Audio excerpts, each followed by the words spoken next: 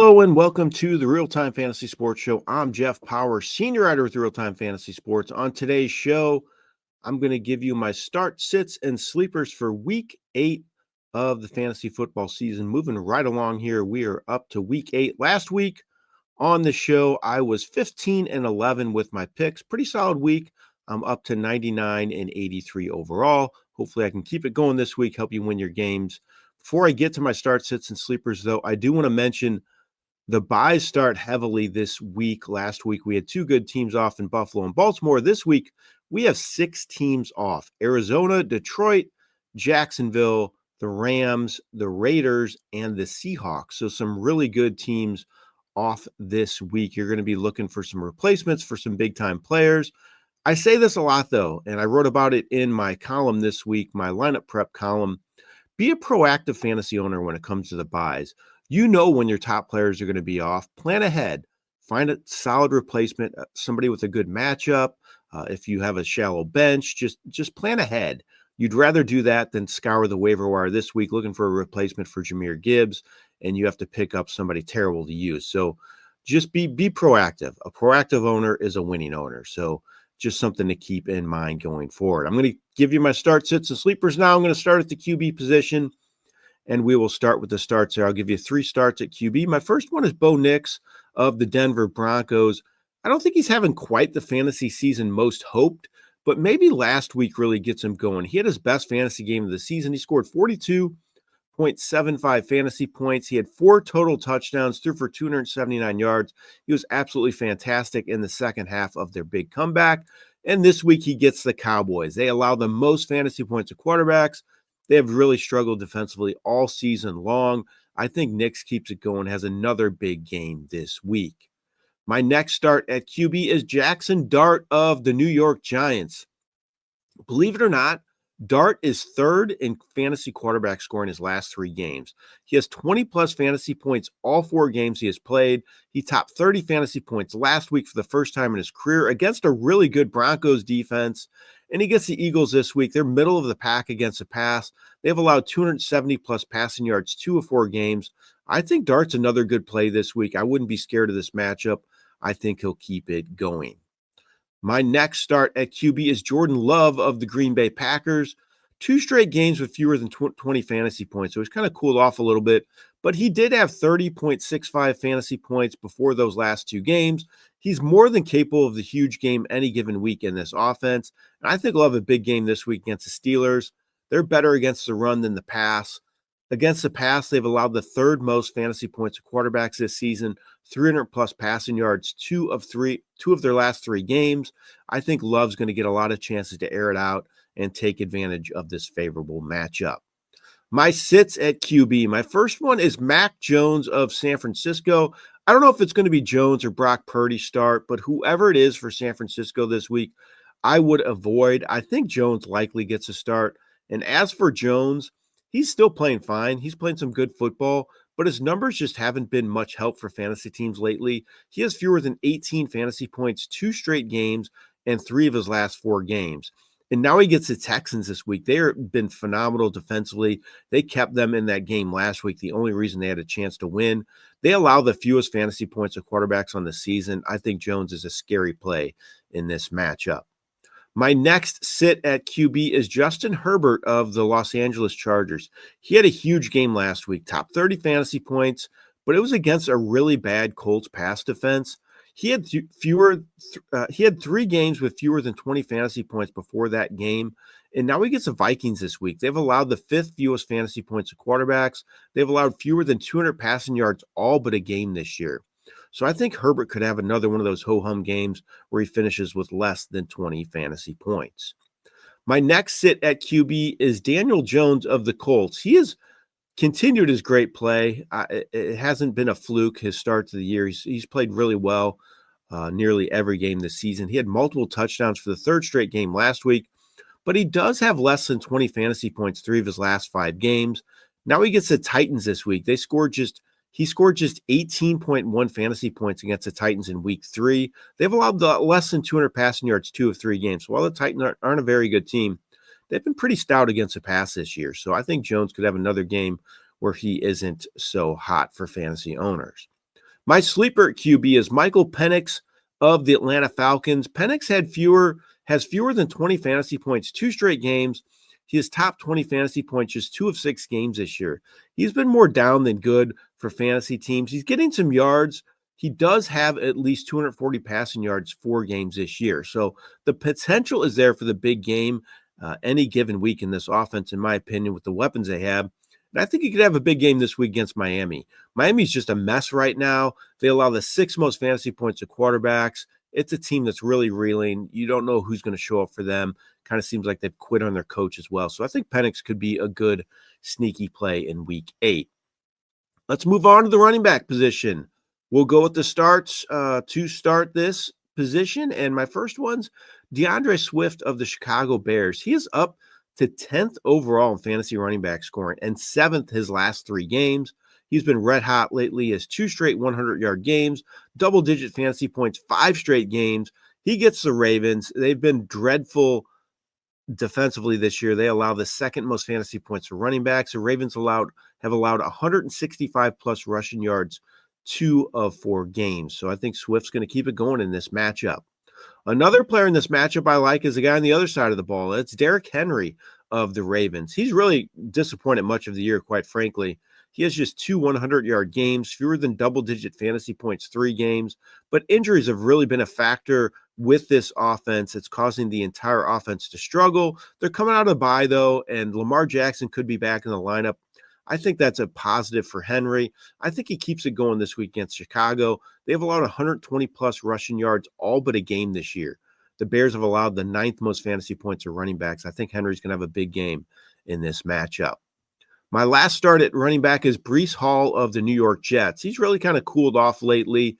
Less than 8 fantasy points 2 straight games. He had 16-plus fantasy points each of the 2 games before that, though. So he's more than capable of the big game. He gets the Bengals this week. This is a prime matchup for him. They allow the most fantasy points of running backs this year. They have allowed 139 or more rushing yards 5 of 6 games. So I think the Jets could lean heavily on Hall here, and he could have a big week 8. My sits at running back. My first one is Jaylen Warren of the Pittsburgh Steelers. He had his best game of the season last week, ran 16 times for 127 yards. Before that, though, he had fewer than 55 rushing yards every game before week 7. He really took advantage of a prime matchup last week against that Bengals defense I was just talking about. They're dreadful against the run. This week, much tougher matchup against Green Bay. They allowed the 4th fewest fantasy points of running backs and allowed more than 100 rushing yards just 1 game all season. I think Warren could get back to those ways of rushing for less than 55 yards in this matchup. My next sit is another guy who played a great game last week, and it's Ramondre Stevenson of the New England Patriots. He ran 18 times for 88 yards and a touchdown last week. He scored 16.8 fantasy points. He did that, though, just like Warren, against a terrible rush defense, and he played the Titans. They have been brutal against the run all year. Before that game against the Titans, he had fewer than 40 rushing yards 4 straight games, Stevenson did. And I think he could have another tough go this week against Cleveland. They allow the 2nd fewest fantasy points of running backs this year. The Browns have allowed fewer than 100 rushing yards 5 of 7 games. I would not get too excited over Stevenson over a game. Remember, he's been pretty brutal most of the year, and I think he comes back down to earth in week 8. My next sit is Ja'Cory Krosky-Merritt of the Washington Commanders. He's getting the work for Washington finally. I think everybody's happy to see that, but he's not really producing for fantasy teams. 2 straight games with fewer than 7 fantasy points. He's run 30 times for just 94 yards those last 2 games. Now he gets the Chiefs this week. They allow the 7th fewest fantasy points of running backs. They allowed just 25 rushing yards last week. I would sit Krosky-Merritt in that matchup. My sleeper at running back is Tyron Tracy of the New York Giants. He continues to be a pretty big part of this offense despite Cam Skattebo emerging as the number 1 back. Tracy still played 36% of the snaps last week. It was his highest total since week 2. He remains a big part of that offense, like I mentioned, and he looked good last week. He ran 9 times for 46 yards and a touchdown. I think game script could cause him to play even more this week against the Eagles. I could see New York getting down in this game, having to play catch up, throw the ball a lot, And I think that bodes well for Tracy to see the field against a defense that allows the 8th most fantasy points to running back. So Tracy could be a sneaky bye-week play for fantasy teams. Let's move on to the receiver position. We'll go with the starts, and my first one is Romeo Doubs of the Green Bay Packers. He is 8th overall in fantasy receiver scoring his last 3 games. He has double-digit fantasy points all 3 of those games and at least 8 targets all 3 games. He is the top receiver to own in this Green Bay offense right now. He gets the Steelers. They allow the 4th most fantasy points to receivers. Steelers have allowed 300-plus passing yards 2 of 3 games. I said I like Jordan Love. Pair him with Doubs this week, and you'll have a good week 8, in my opinion. My next start at receiver is A.J. Brown of the Philadelphia Eagles. He's really been a frustrating fantasy player this year, posting numbers kind of all over the map, but he had a second 100-yard game of the season last week, and he has 14-plus fantasy points 2 straight games. And maybe he's starting to straighten it out a little bit. And the good thing, in my opinion, for him is he has at least 8 targets 5 of 6 games, so he's still getting plenty of looks. He gets that many looks this week against the Giants. I think he'll do well. He had 6 catches for 80 yards on 9 targets against the Giants in week 6. This is a good matchup for him to keep it going in week 8. My last start at receiver is Rome Odunze of the Chicago Bears. Don't get too down on him over 2-down games.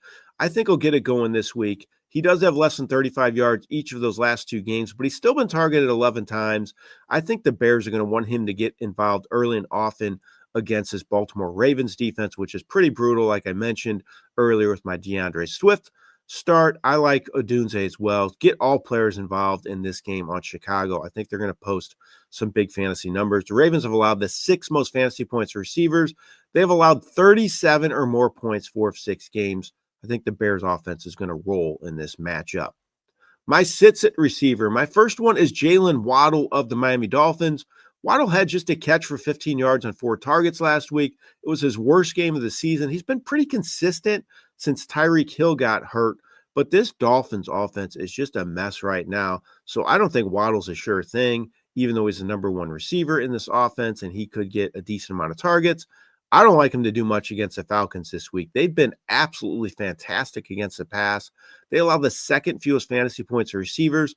They have yet to allow 200 passing yards in a single game this year. Pretty impressive that unit has been against the pass. So I would steer clear of Waddle in this one. My next sit is Xavier Legette of the Carolina Panthers. It's kind of a theme for this start sits and sleepers this week. Guys that produced big last week, I don't want you to get too high on them over a game. And Legette's one of the guys that kind of falls into that category as well. He had his best game of the season last week, caught 9 passes for 92 yards on 11 targets, but he didn't have a game with more than 35 yards before last week. He's been pretty quiet most of the year, and Jalen Coker's back as well. I think he could cut into those targets for Legette going forward. And Legette gets the Bills this week. They've allowed fewer than 200 passing yards 6 games. Don't get too high on him over that one big game last week. I would not use him in week 8 unless I'm desperate for a fantasy receiver. My last sit at receiver is Kendrick Bourne of the San Francisco 49ers. He had 2 straight games with 142 yards, but then last week he had just 2 catches for 14 yards. He came back down to earth in a big way. I think it could be more of the same this week against Houston. I talked about how I don't like Mac Jones or whoever starts at San Francisco for quarterback. Same way with Bourne in this matchup against a really good Texans defense. They allow the 5th fewest fantasy points to receivers, less than 200 passing yards, 3 straight games as well. I don't think I would use Bourne in this one. My sleeper at receiver, it is Troy Franklin of the Denver Broncos. Franklin scored his 2nd touchdown of the season last week. He had just 3 receptions for 19 yards, but he was targeted a season-high 10 times in that game. He's getting his weekly looks in this offense. He has at least 3 receptions, 4 straight games. He gets a prime matchup this week against Dallas. They really struggle to stop the pass and allow the 2nd most fantasy points to receivers. Franklin could be a good bye week replacement for fantasy owners. Let's move on to the tight end position. I'll give you 2 starts, 2 sits, and a sleeper at tight end. My starts, my first one, Tucker Kraft of the Green Bay Packers. He is 4th overall in tight end scoring. Really been playing some great football for them. 3 straight games with double-digit fantasy points, targeted a season-high 10 times last week. He gets the Steelers. They allow the 3rd most fantasy points at tight ends. You can see I like the Green Bay passing options for week 8. Maybe something to keep in mind for DFS, maybe load up on some Packers there. I think they're going to have success throwing the ball with a lot of options producing big. My next start at tight end is Dalton Kincaid of the Buffalo Bills. He missed the last game with an oblique injury, and he's not a sure thing for this week, but I think he's pointing towards a return. And if he returns, I think he's going to do well this week. He had his first 100-yard game of the season his last time out. He has 14-plus fantasy points, 3 of 5 games. He gets the Panthers. They allow the 6th most fantasy points to tight ends. They have done well against the pass this year, but one area they have not done well is slowing down the tight end. So hopefully Kincaid can play. As long as he plays, I think he'll get his normal workload. Just keep an eye on those player notes for the latest. But if he plays, I think it'll be a really good start for fantasy owners. Let's move on to the sits now at tight end. And my first sit is Theo Johnson of the New York Giants. He's really been playing great lately. Double-digit fantasy points, 3 or 4 games. But that one game he didn't reach double-digit fantasy points. That was against the Eagles. He had 2 catches for just 27 yards against them in week 6. That's who he plays this week. They allow the 4th fewest fantasy points as tight ends. So I think Johnson might struggle again to do much in this matchup. My last sit at tight end is Zach Ertz of the Washington Commanders. TD's 2 straight games for Ertz, but he has fewer than 50 yards, 5 straight games. He's only topped that mark 1 time all year. It looks like Washington's getting healthier at receiver this week with Terry McLaurin expected back, maybe Deebo Samuel as well. I don't think that's good news for Ertz, who's become a bit of a touchdown-dependent player. I'm not sure he finds the end zone this week against the Chiefs. They had a shutout last week in their game. They've allowed the 3rd fewest fantasy points to tight ends as well.